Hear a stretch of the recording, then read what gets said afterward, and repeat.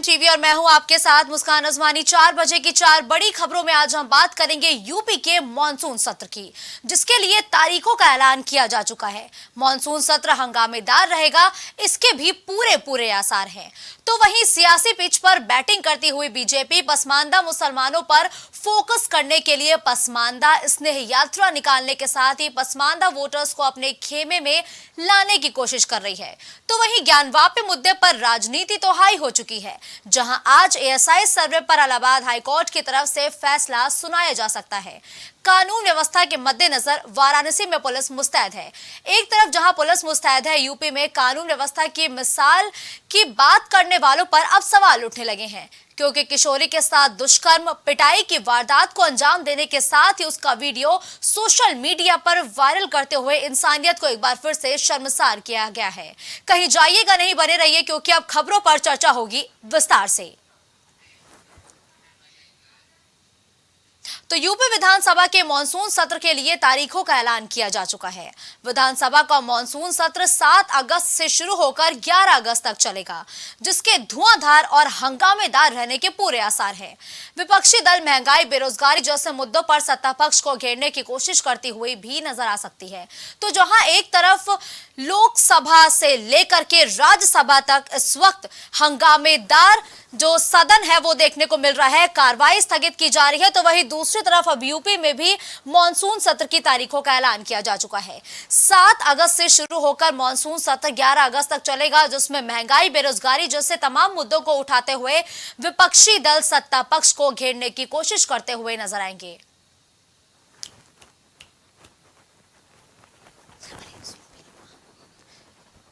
ये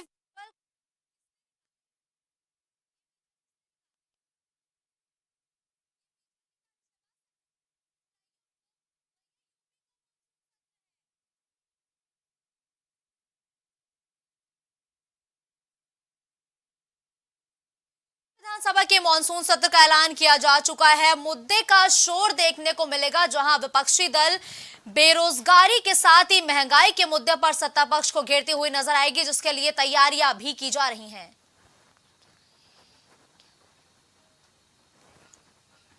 तो इस खबर पर ज्यादा जानकारी के लिए हमारे सहयोगी विभांशु लाइव हमारे साथ जुड़ चुके हैं। देखिए विभांशु, यूपी के मॉनसून सत्र के लिए तारीखों का ऐलान हो चुका है, वो कौन कौन से मुद्दे हैं विभांशु, जिस पर विपक्षी दल सत्ता पक्ष को इस सत्र के दौरान घेरते हुए नजर आएंगे?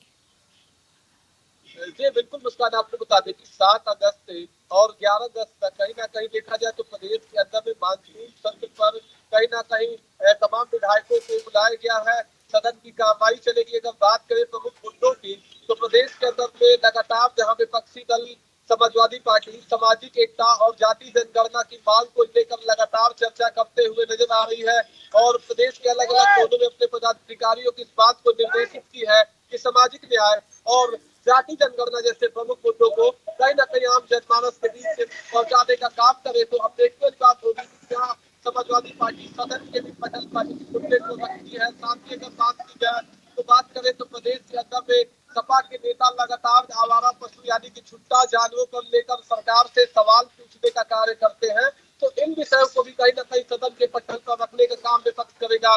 साथ ही आपको बता दें कि सत्ता पक्ष की तरफ से अब केंद्र सरकार की जो 9 साल के अंदर में तमाम केंद्र सरकार की योजनाओं के तहत कार्य हुआ है, उसको बखान करते हुए नजर आएंगे। साथ ही आपको बता दें कि कई ऐसे अहम विधेयक हैं जिसे पारित करने को लेकर कहीं ना कहीं सत्ता पक्ष चर्चा कर सकता है। अब आपको बताया कि आपने देखा कि बीते सदन में कहीं ना कहीं काफी हंगामा देखने को मिला। साथ ही अगर बात की जाए तो समाजवादी पार्टी के राष्ट्रीय अध्यक्ष अखिलेश यादव कहीं ना कहीं सत्ता पक्ष पर कई ऐसे बड़े आरोप लगाए, जिसका कहीं ना कहीं इसमें आपने देखा कि दोनों तरफ से कहीं ना कहीं हंगामा हुआ, जिसके बाद ठीक है, लेकिन देखिए विभांशु, क्या जिस तरीके से राज्यसभा में लगातार जो सदन है वो स्थगित किया जा रहा है, लोकसभा का सदन स्थगित किया जा रहा है, तो मॉनसून सत्र धाराशायी होता हुआ इस वक्त दिल्ली में नजर आ रहा है, क्या उससे कुछ सीख लेने का कोशिश करेगा जो सत्ता पक्ष और विपक्षी दल है सभी, ताकि जो कार्रवाई है वो चल सके? जी बिल्कुल, इसको लेकर अगर बात की जाए तो उत्तर प्रदेश के विधानसभा अध्यक्ष सतीश महाना लगातार कहते हुए नजर आते हैं वो सदन में हर एक सदस्य को बोलने का मौका देंगे और सदन की कार्रवाई स्थगित करने में भरसक वो स्थगित करने में पूरा अपना सहयोग देंगे कि स्थगित न हो। साथ ही आपको बता दें कि जहां आप अगर बात करें तो जहां दफा देखा गया कि सदन 12 बजे रात तक चलाई गई थी, तो इस बार भी माना जा रहा है कि विधायकों की संख्या प्रदेश में ज्यादा होने की वजह से इस बार भी सदन को देर रात तक चलाया जा सकेगा।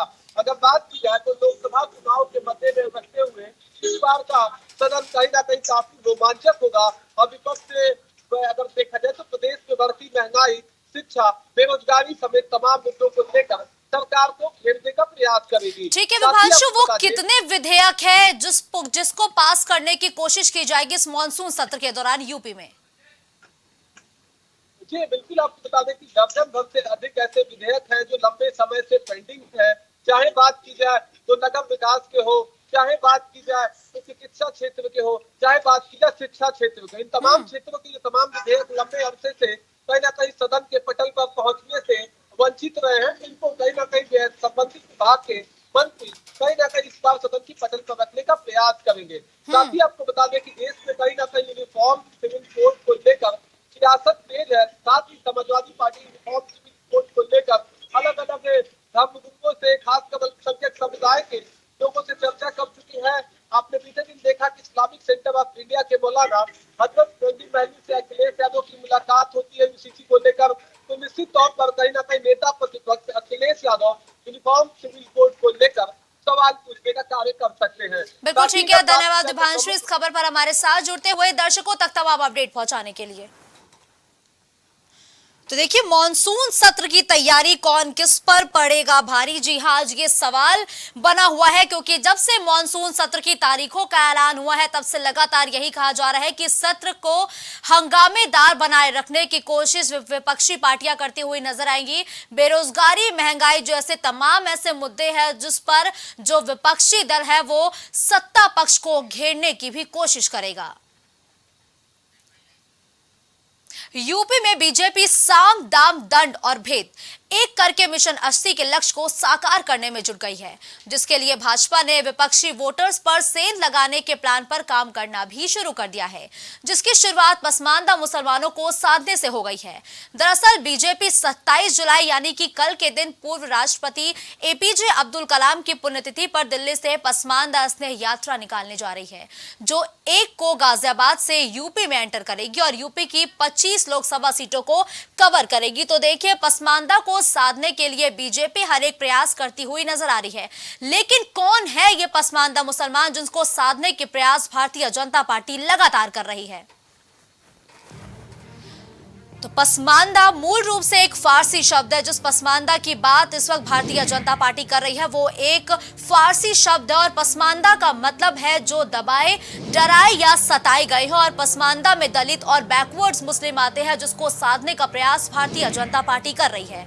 अंसारी, मंसूरी, कसाई, कुरैशी, फकीर, हज्जाम, मेहतर के साथ ही घोसी, धोबी, सैफी, सिद्दीकी, इद्रिशी, वन, गुर्जर पसमानदा मुसलमानों में आते हैं। तो देश में पसमानदा मुसलमान 85% है। 15% मुसलमान ऊंचे वर्ग के जिन्हें अशरफ कहा गया है। तो अगर हम बात करें तो 85% ऐसे मुसलमान हैं जो पसमानदा मुसलमान हैं। तो देखिए, पसमानदा मुसलमान भारतीय जनता पार्टी के लिए काफी जरूरी है। यही वजह है कि लगातार भारतीय जनता पार्टी पसमानदा मुसलमानों को अपने पक्ष में करने के लिए तमाम तरीकों की बैठक करती है, यात्रा का आयोजन करती है। लेकिन जो पसमानदा मुसलमान हैं उनका जो परसेंटेज है वो क्या है और ये कितना महत्वपूर्ण है, कितनी निर्णायक भूमिका निभाते हैं हर एक चुनाव में, वो भी आपको दिखाते हैं। तो 2011 की जनगणना के मुताबिक 18 राज्यों में पसमानदा मुसलमानों की संख्या सबसे ज्यादा है और पसमानदा में कुल 44 जातियां शामिल है। यही वजह है कि हर एक पार्टी का फोकस पसमानदा मुसलमानों पर ज्यादा है। और 5 राज्य देश के ऐसे हैं जहां मुस्लिम आबादी निर्णायक भूमिका निभाती है। असम में 34.22% पसमानदा मुसलमान है, जहां से लोकसभा सीटें आती हैं 14।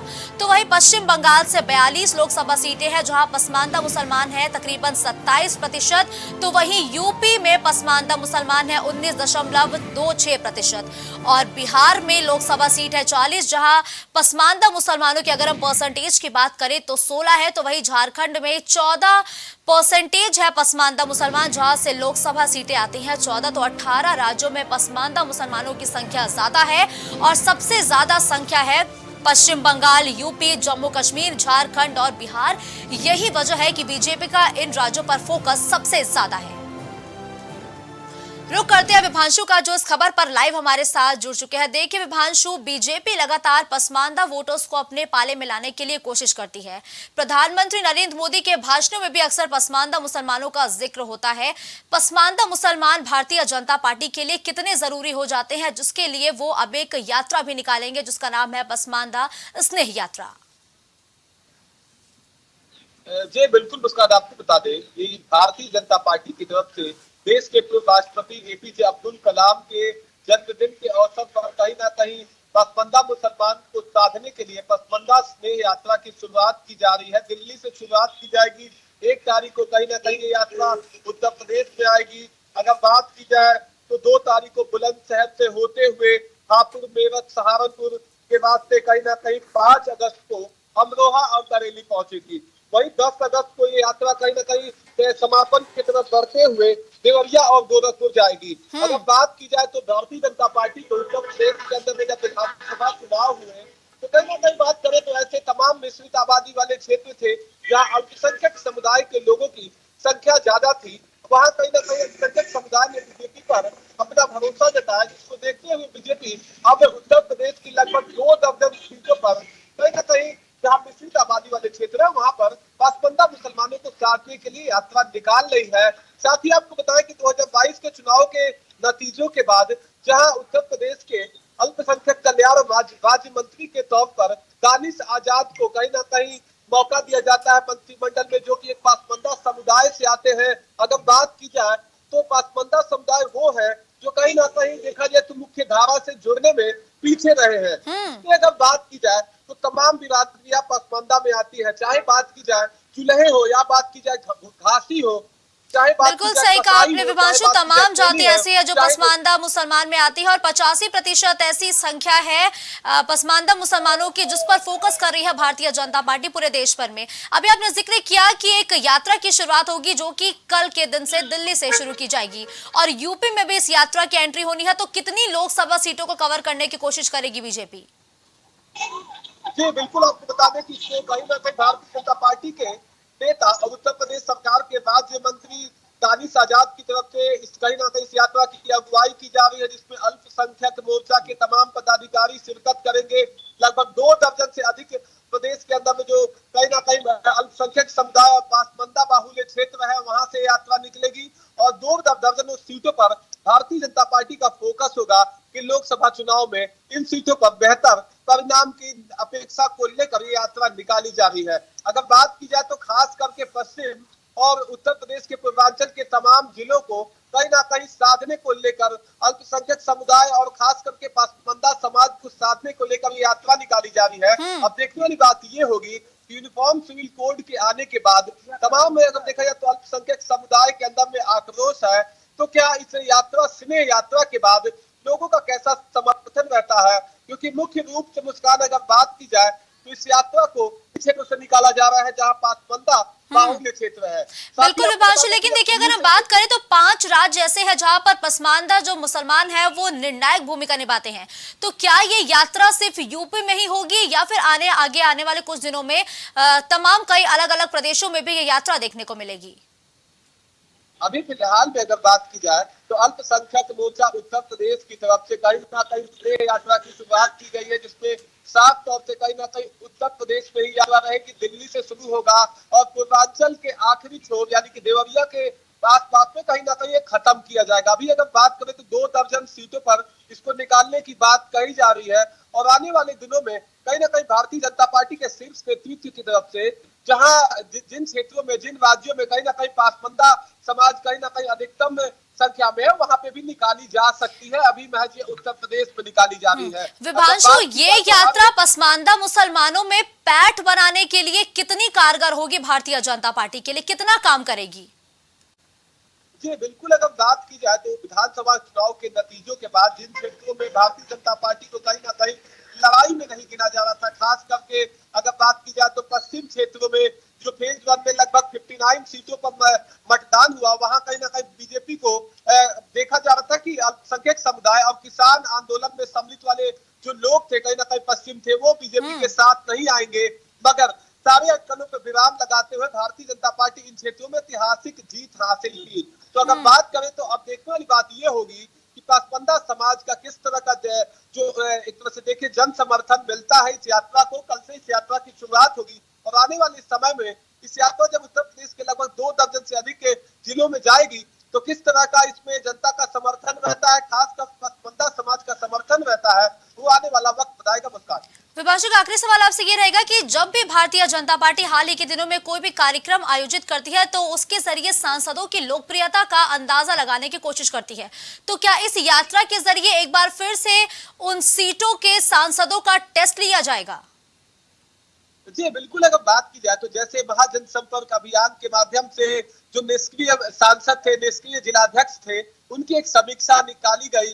तो माना जा रहा है कि जिन जिलों में यात्रा जाएगी वहां के जिलाध्यक्षों को प्रदेश अध्यक्ष भूपेंद्र सिंह चौधरी और अल्पसंख्यक मोर्चा के प्रदेश अध्यक्ष की तरफ से लेटर हेड पर कहीं ना कहीं निर्देश जा चुके हैं। और आने वाले दिनों में जिन क्षेत्रों में यात्रा सफल रहती है वह निश्चित तौर से भारतीय जनता पार्टी की तरफ से वहां के जिलाध्यक्षों को, वहां के सांसदों को, वहां के पदाधिकारियों को एक बेहतर परिणाम देते हुए नजर आएगी। साथ ही जिन जिलों में कहीं ना कहीं यात्रा सफल नहीं होगी वहां कहीं ना कहीं हंटअप चलते हुए आने वाले दिनों में नजर आ सकता है। ठीक है, धन्यवाद विभांशु इस खबर पर हमारे साथ जुड़ने के लिए।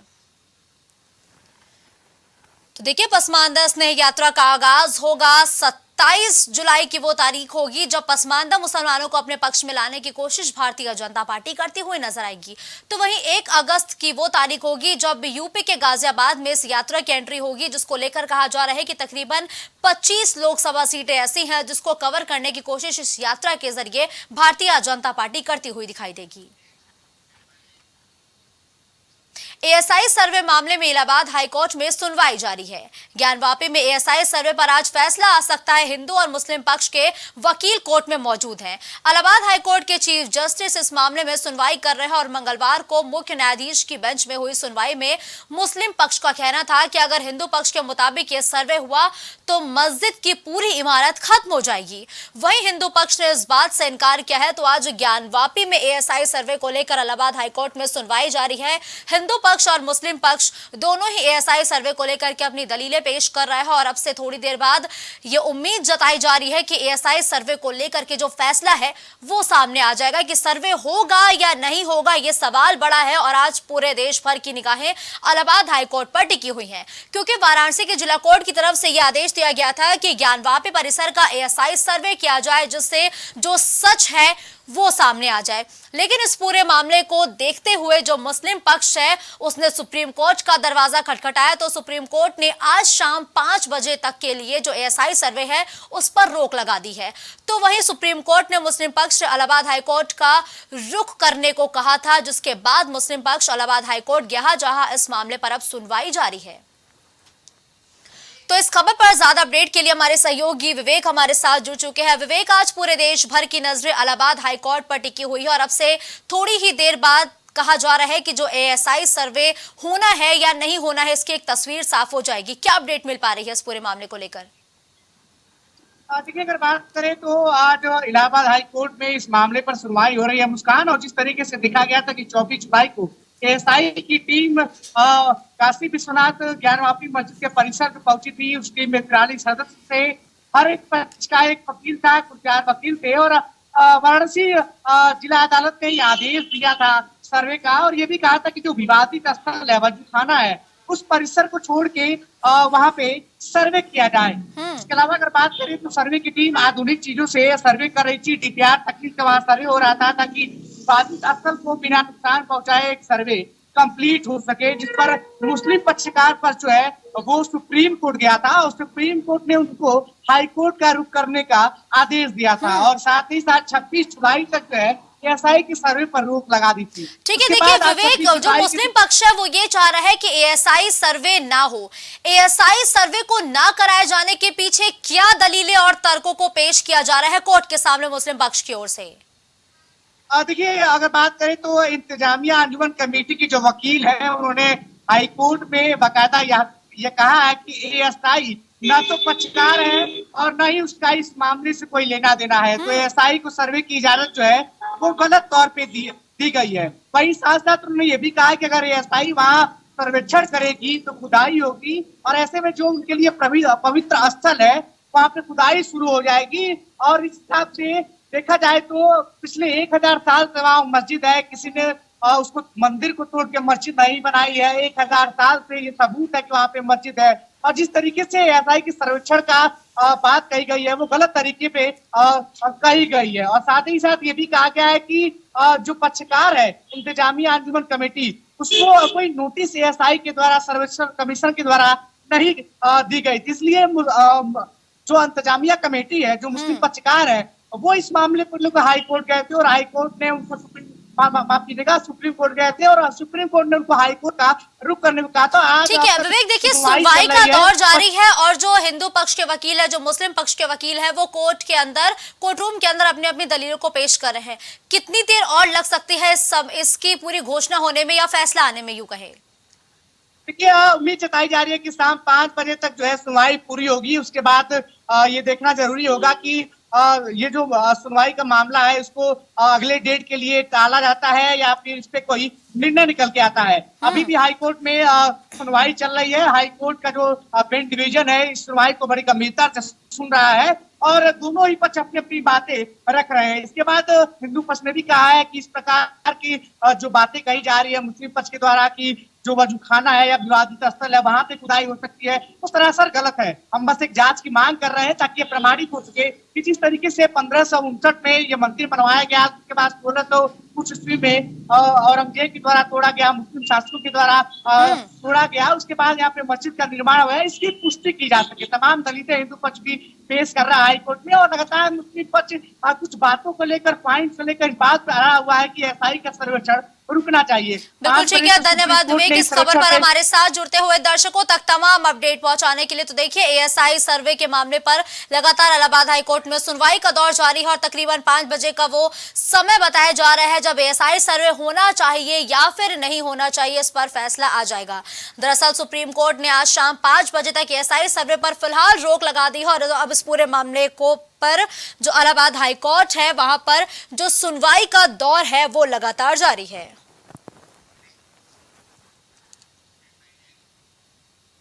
तो मणिपुर की घटना से देश में अभी तक उबाल है, गुस्सा है, रोष है, लेकिन घटनाएं नहीं थम रही हैं। हाल ही में मेरठ में बड़ी गैंगरेप की घटना हुई है जिसने यूपी की कानून व्यवस्था पर एक बड़े सवाल खड़े किए हैं।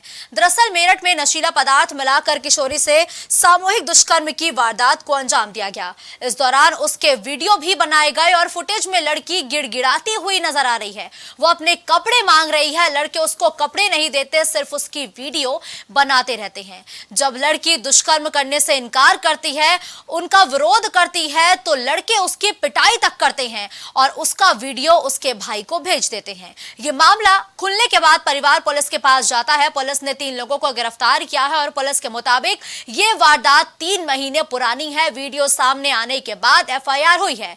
गिरफ्तार आरोपियों के नाम आलम, शाकिर और पप्पू बताए गए हैं। लेकिन उससे पहले यह जानना जरूरी है कि जिस यूपी को लेकर कानून व्यवस्था के दुरुस्त करने की बात की जाती है, यह कहा जाता है कि यूपी में कानून का राज कायम है और साथ ही यह कहा जाता है कि देश भर में महिलाओं के खिलाफ अपराध की संख्या घट गई है।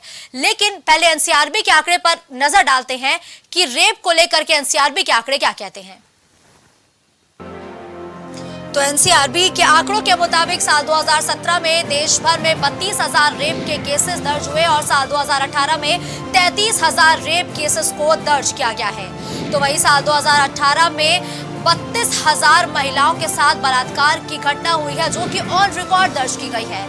तो वहीं साल 2020 में 28,000 रेप के मामले जो है वो दर्ज किए गए, जबकि साल 2021 में 31,000 रेप के केसेस दर्ज किए गए हैं।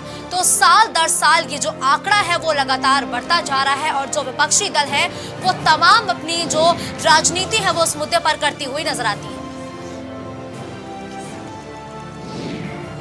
तो वहीं मेरठ से जो वीडियो सामने आया जिसमें 3 आरोपियों को गिरफ्तार किया है, उस मामले पर पुलिस अधीक्षक का क्या कुछ कह रहा है, पहले वो सुनिए। थाना किठौर क्षेत्र की रहने वाली एक महिला द्वारा थाना किठौर पर एक तहरीर दी गई कि उसकी पुत्री के साथ एक युवक द्वारा शादी का झांसा देकर 2 वर्षों से यौन शोषण किया जा रहा था और उसके कुछ दोस्तों द्वारा उस युवती के साथ अभद्रता की गई और उसके साथ मारपीट भी की गई और इसका एक वीडियो भी बनाया।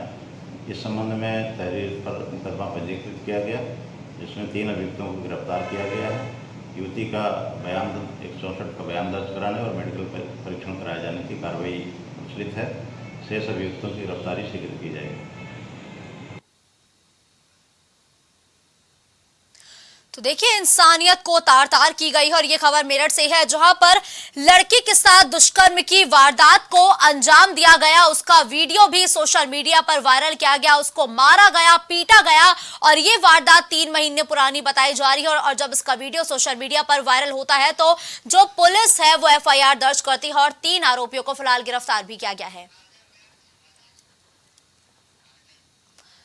तो इस खबर पर ज्यादा जानकारी के लिए मेरठ से हम हमारे सहयोगी राजन सोनकर लाइव हमारे साथ जुड़ चुके हैं। देखिए राजन, 3 महीने पहले का एक वीडियो सोशल मीडिया पर वायरल होता है जिसमें युवती के साथ दुष्कर्म किया जा रहा है, मारा जा रहा है, उसे पीटा जा रहा है। इस पूरे मामले का खुलासा कैसे हुआ है, राजन पहले ये बताइए।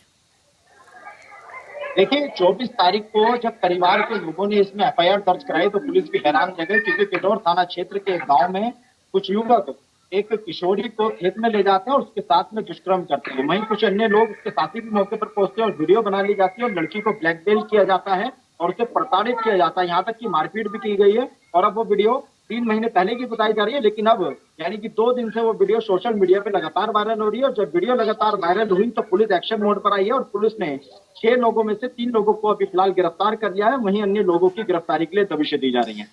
लेकिन देखिए राजन, ये जो मामला है इसको लेकर कहा जा रहा है कि 2 साल से लगातार लड़की के साथ इस तरीके की वारदात जो है वो लगातार अंजाम दी जा रही थी। तो क्या युवती के परिजन पहले पुलिस के पास नहीं गए या फिर पहले शिकायत दर्ज करने की कोशिश नहीं की गई उनकी तरफ से? देखिए लड़की सहमी हुई थी और लड़की ने अपने परिजनों को इस प्रकार की कोई भी बात नहीं बताई गई थी, लेकिन जब उसे नशीला पदार्थ खिलाकर जब खेत में ले जाकर सामूहिक दुष्कर्म किया गया और लड़की ने जो अपने भाई को बताया और उन युवकों ने उस वीडियो को लड़की के परिजन को भी भेज दिया, व्हाट्सएप कर दी गई, तो इसके बाद में मामला उजागर हो गया और परिजनों ने जब पूछताछ की तो लड़की ने पूरे मामले का खुलासा कर दिया। वहीं इससे पहले मणिपुर में ये मामला हुआ था। अब उसके मणिपुर के बाद में ये मेरठ के थाना किठौर क्षेत्र का इलाका है जहां पर इस घटना को अंजाम दिया गया है। ये दरिंदगी की सारी हदों को पार कर दिया गया है। तो वहीं इस मामले में पुलिस ने कार्रवाई करते हुए 3 लोगों को गिरफ्तार कर दिया है और अन्य लोगों के लिए दबिशें दी जा रही है। पुलिस का दावा है कि बहुत जल्द आरोपी जो सलाखों के पीछे होंगे। वहीं इस मामले को लेकर लगातार पुलिस पर भी सवाल खड़े हो रहे हैं कि आखिर इस तरीके की घटनाएं लगातार हो रही हैं, पुलिस आखिर इसमें कार्रवाई ठोस कदम क्यों नहीं उठा रही और कोई ठोस कार्रवाई क्यों नहीं की जा रही है, इस पर भी बिल्कुल सवाल सही खड़े कहा हो रहे राजन हैं। आपने कि मणिपुर की घटना को लेकर फिलहाल जो लोग हैं उनमें रोष है, गुस्सा देखने को मिल रहा है, लेकिन उसके बावजूद भी जो महिलाएं हैं, जो बच्चे हैं, उनके खिलाफ अपराध जो है वो थमने का नाम नहीं ले रहा है। अभी आपने जिक्र किया 3 आरोपियों को गिरफ्तार किया जा चुका है और 3 आरोपी अभी भी पुलिस की गिरफ्त से बाहर है। उनकी गिरफ्तारी कब होगी? आने वाला है। बिल्कुल एसपी देहात का दावा है कि बहुत जल्द जो फरार चल रहे हैं आरोपी उनकी लगातार धरपकड़ की दबिशें दी जा रही हैं और बहुत जल्द जो फरार चल रहे हैं वो भी सलाखों के पीछे होंगे और जो भी उन्होंने किया उसकी किए की सजा उन्हें बिल्कुल मिलेगी। तो पुलिस का दावा है कि बहुत जल्द आरोपियों को गिरफ्तार कर लिया जाएगा और उन्हें सलाखों के पीछे भेज दिया जाएगा। बिल्कुल ठीक है, धन्यवाद राजन हमारे साथ इस खबर पर जुड़ते हुए तमाम अपडेट हमारे दर्शकों तक पहुंचाने के लिए। तो देखिए लोगों में गुस्सा देखने को मिल रहा है। मणिपुर हिंसा के दौरान का जो वीडियो सामने आया उसने देश की कानून व्यवस्था पर बड़े सवाल खड़े किए, साथ ही कहा कि क्या हमारा कानून, क्या हमारी सरकारें इतनी कमजोर हो गई हैं कि वो महिलाओं को न्याय नहीं दिला सकती हैं। अभी उस पूरे मामले को लेकर के कार्रवाई का दौर चल ही रहा था कि उसी बीच ठीक वैसे ही एक घटना मेरठ से सामने आई है जहां पर एक बच्ची के साथ दुष्कर्म किया जाता है। 6 आरोपी इस पूरे वारदात में शामिल बताए गए हैं जो वीडियो बनाते हैं सोशल मीडिया पर उसे वायरल तक करते हैं और 3 महीने बाद पुलिस को इस पूरे मामले की जानकारी होती है और जानकारी होने के बावजूद गिरफ्तारी के नाम पर महज 3 की गिरफ्तारी होती है और 3 अभी भी पुलिस की गिरफ्त से बाहर बताए गए हैं। तो देखिए, इस खबर पर हमारे साथ वीरेंद्र मिश्रा भारतीय जनता पार्टी के नेता जुड़ चुके हैं। देखिए वीरेंद्र जी, लगातार कहा जाता है कि यूपी में कानून का राज कायम है और यूपी में कानून व्यवस्था दुरुस्त है। कभी पुलिस की अभिरक्षा में मार दिया जाता है, कभी कोर्ट परिसर के बाहर मार दिया जाता है और अब तो हद ही हो गई है हैवानियत की। जहां आरोपी दुष्कर्म करते हैं उसका वीडियो भी सोशल मीडिया पर वायरल करते हैं। कहां है यूपी की कानून व्यवस्था जिसकी बात आप करते हैं?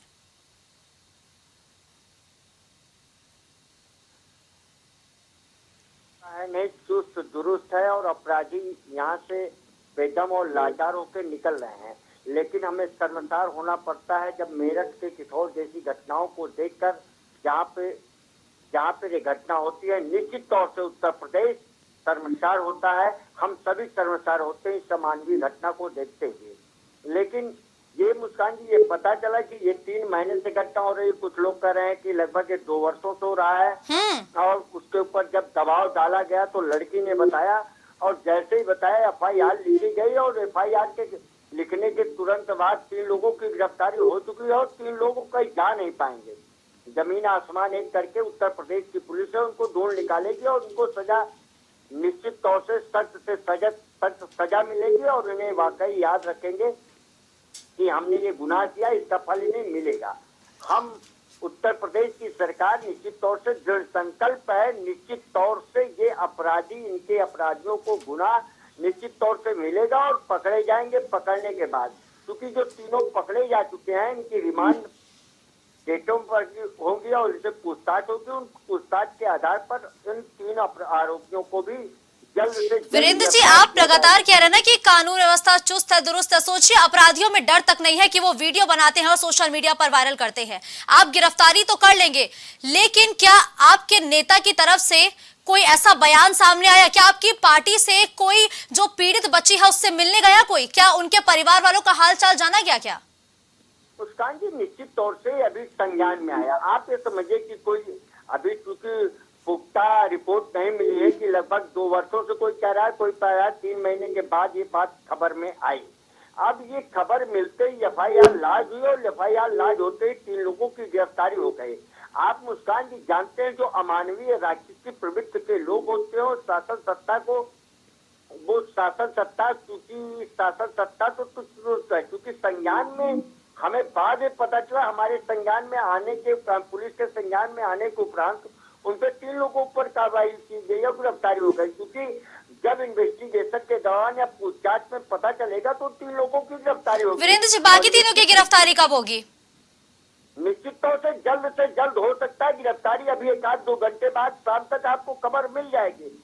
ये क्योंकि 3 लोग गिरफ्तार हुए हैं और 3 लोगों की गिरफ्तारी के बाद निश्चित तौर से पूछताछ चल रही है और टीमें रवाना कर दी गई है। जहाँ पर जो खबर जैसे मिल रही है वहाँ पे वो सब चल रहे हैं। उनकी पकड़ने का प्रयास पूर्ण तौर से चालू हो गया। वीरेंद्र जी, पता है जब 2022 में आपका जो संकल्प पत्र था, जो घोषणा पत्र था, उसमें महिलाओं की सुरक्षा को मुद्दा बनाया गया था कि महिलाओं की सुरक्षा को आप दुरुस्त करेंगे और महिलाओं के खिलाफ अपराध ना हो उसका ध्यान रखेंगे। लेकिन आए दिन ये घटनाएं देखने को मिलती है जहां चेन स्नेचर महिलाओं की चेन को लूट जाते हैं, महिलाएं स्कूटी से गिर जाती है, उनके साथ दुष्कर्म किया जाता है। वही बीते दिनों सर कौशाम्बी की भी खबर आई थी जहां एक बच्ची के साथ दुष्कर्म किया गया।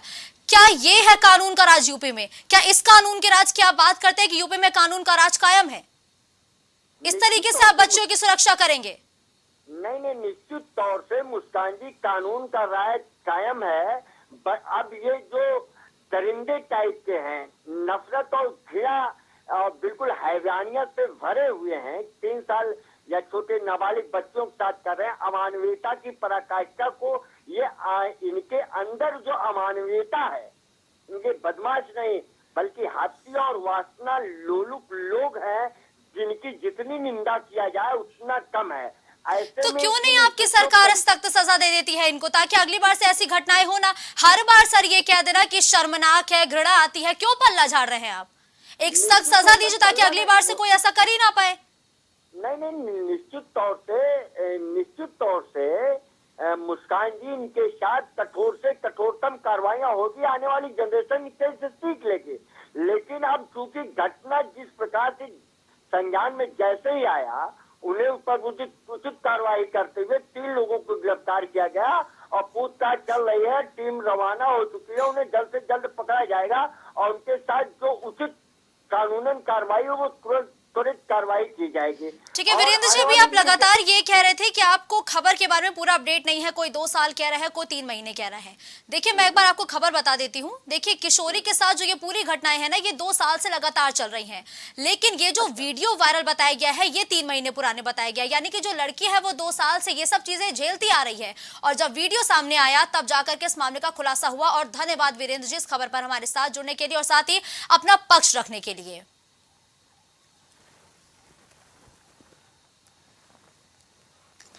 तो देखिए रोते रोते लड़की अपने कपड़े मांगती रही, वो गुहार लगाती रही कि उसको बख्श दिया जाए, उसके साथ दरिंदगी ना की जाए, लेकिन जो आरोपी हैं उनका दिल नहीं पसीजता है और उनके साथ दुष्कर्म की वारदात को ये आरोपी अंजाम देते रहते हैं और साथ ही लड़की लगातार रोती रहती है। और इस पूरे मामले में 6 आरोपी बताए गए हैं, फिलहाल सिर्फ 3 की गिरफ्तारी हो पाई है। हैरानी की बात यह है कि यह पूरा मामला 3 महीना पुराना है और पुलिस को अब जाके इस मामले की जानकारी होती है, तब जाके पुलिस एफआईआर दर्ज करती है और एफआईआर दर्ज होने के बाद 6 आरोपियों में से महज 3 आरोपियों की गिरफ्तारी हो पाई है। कहा जाता है कि यूपी में कानून का राज कायम है, यूपी में बेटियां सुरक्षित हैं। ये खबर को देखने के बाद क्या वाकई आप सोचते हैं कि यूपी में बेटियां सुरक्षित हैं? खबरों का सिलसिला यूं ही जारी रहेगा। देश दुनिया की तमाम बड़ी खबरों के लिए आप देखते रहिए प्राइम टीवी।